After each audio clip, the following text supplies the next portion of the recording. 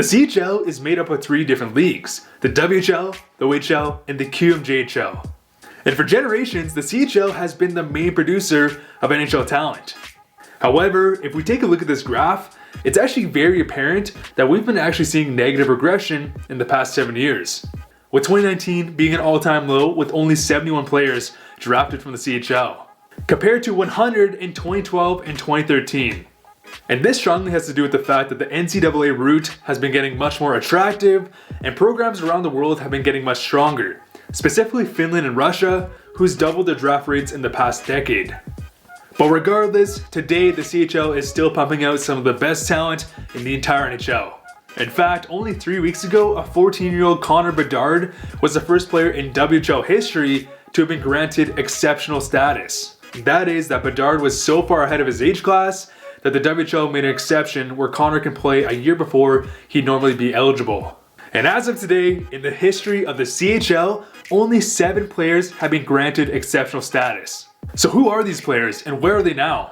In today's video, we're going to go over previous exceptional status players, and we're going to take a look at how their career has panned out today and whether or not they've lived up to their exceptional status. So with that being said, do you guys think that the CHL is dying, or perhaps are other countries just creating better hockey programs?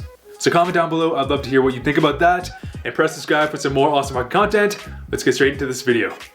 We'll start with John Tavares, because weirdly enough, before 2005, this program did not even exist, which is why a player like Sidney Crosby only played 2 seasons in the Q. In fact, Crosby tried to get exceptional status, but he was actually denied, but this was more to do so with the fact they didn't have the proper infrastructure put in place. So when John Tavares was the next up-and-coming prodigy, the CHL made sure they had a system that would allow exceptional talent to play if they were ready.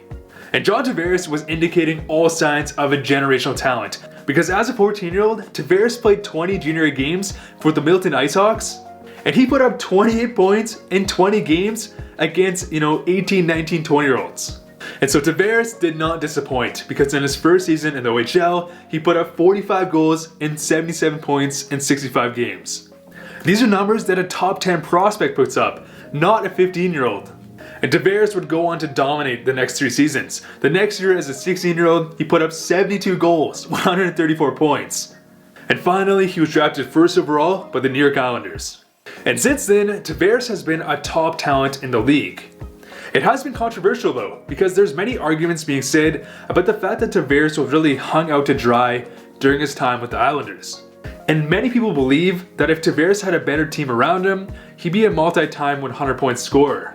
In John's best season with the Islanders, he had 86 points, and the next top scorer on his team had 50. So to put it in perspective, if you take a look at last year's top 10 scorers, every single player had at least 1 to 2 teammates that were over a point per game. So in terms of being that first exceptional player, I think Tavares has lived up to the hype. He may not be that generational talent that was expected, but he has been very good throughout the entirety of his career. But what do you guys think? Does Tavares have far more accolades if he plays in a different organization? Next, we have Aaron Ekblad. And Ekblad was honestly a case of being far more physically mature than his class, as he was standing at approximately 6'3", 200 pounds as a 15-year-old. And on top of this, he was a physical, above-average skater who could put up points. And this complete package made Ekblad the second exceptional status player in CHL history. And during Ekblad's time in the OHL, he was exactly that. He could lead his team in ice time as a 15-year-old, he could kill penalties, and quarterback your power play. Ekblad was Barrie's #1 defenseman from day one.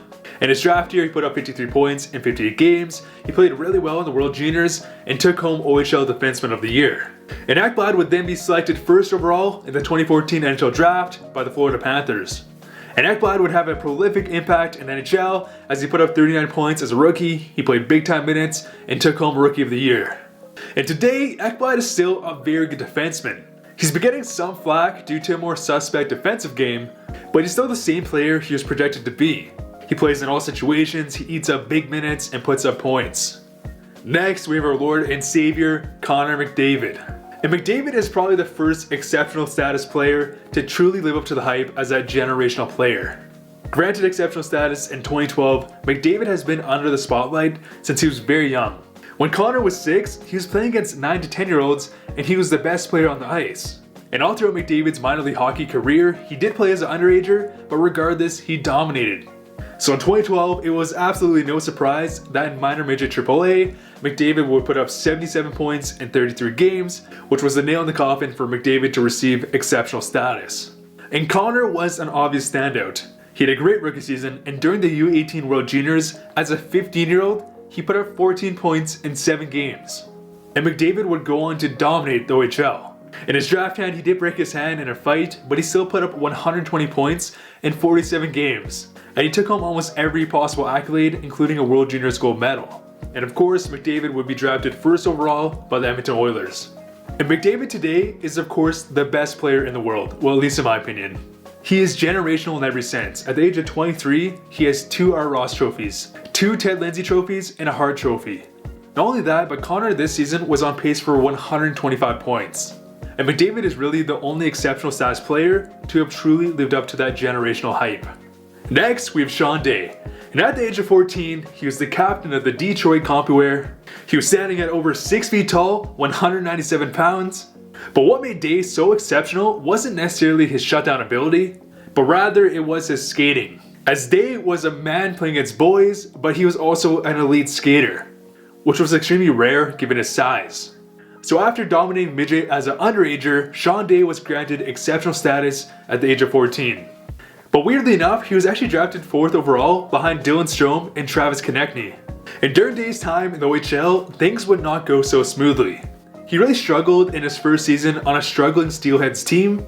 He started to gain some momentum in his second season with 36 points in 61 games. And then finally in his draft year, Day's game would regress. 22 points in 57 games.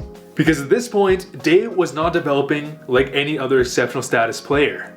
And on top of this, his mindset was really put into question. He showed up late to the Ivan Hlinka tournament, and Day weighed 250 pounds. 250. And to give you some perspective, a 6'9" Zdeno Chara is measured at 249 pounds. So many scouts believed that Day was not taking his conditioning seriously, and it really hurt him. And on top of this, Day has expressed in multiple interviews that having the pressure of an exceptional status player really ate at him for years. So finally in 2016, he was drafted in the 3rd round to the New York Rangers, which means he was the first exceptional status player not to go first overall. And after playing 2 more seasons in the OHL, Day transitioned to the AHL, and he played okay. In this season, he has spent the majority of his time in the ECHL. And honestly, I think this goes to show that being declared exceptional isn't always a good thing and can really hurt your development. As Shaun Day was really feeling the pressure as he was constantly trying to live up to expectations that were set far too high. Next, we have Joe Veleno. And Veleno's story is a lot different. He's definitely an exceptional player, but he was nowhere near as exceptional as a Tavares or McDavid. And some articles have actually been released stating that this was more about the CHL generating stories rather than Veleno truly being that exceptional player. As the QMJHL initially denied Veleno, but then decided to reconsider. Because in midget as an underager, Veleno put up 52 points in 41 games, very impressive, but not generational impressive. As Veleno was more sought after because of his on-ice hockey IQ, but regardless, Veleno would enter the queue at age 15. And Veleno would play well, 43 points in his rookie season, and unlike Shaun Day, he would continue to develop. And then finally, in his draft year, he did have some ups and downs, but he still put up 79 points in 64 games. And Veleno was actually expected to be around the 10 mark in the draft, however, he was a massive faller, as Veleno ended up falling all the way down to number 30, as many GMs and scouts believed that he only had the upside of a 3rd-line center.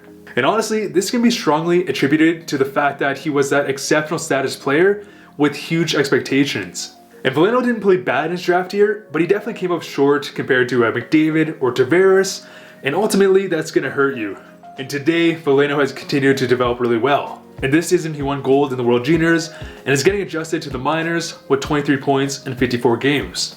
But what do you guys think? Will Veleno make everyone regret on passing him in the 2018 NHL draft? And lastly, we will end with Shane Wright. And since McDavid, Shane Wright is rightfully living up to all the hype and more, as Shane dominated minor midget as a 14-year-old with 72 points in 33 games, which is actually right around where McDavid was at his age. And Shane Wright was praised as that big-time goal scorer, He has an extremely deadly release and he can really do it all. And I see him very reminiscent to a Jack Eichel. Because as a 15-year-old, Shane Wright has surpassed McDavid and is right there behind Tavares, with 39 goals, 66 points, and 58 games. And on top of this, Shane is a tremendous leader as he's already captain on Kingston, and obviously it's still early, but all signs are indicating the next great exceptional player in the NHL. Anyways guys, there's a story on all 7 exceptional status players to date. Do you guys think that Shane Wright will be the next great one in the NHL? Comment down below and press subscribe for some more awesome hockey content. Thank you guys so much for watching. See you guys later.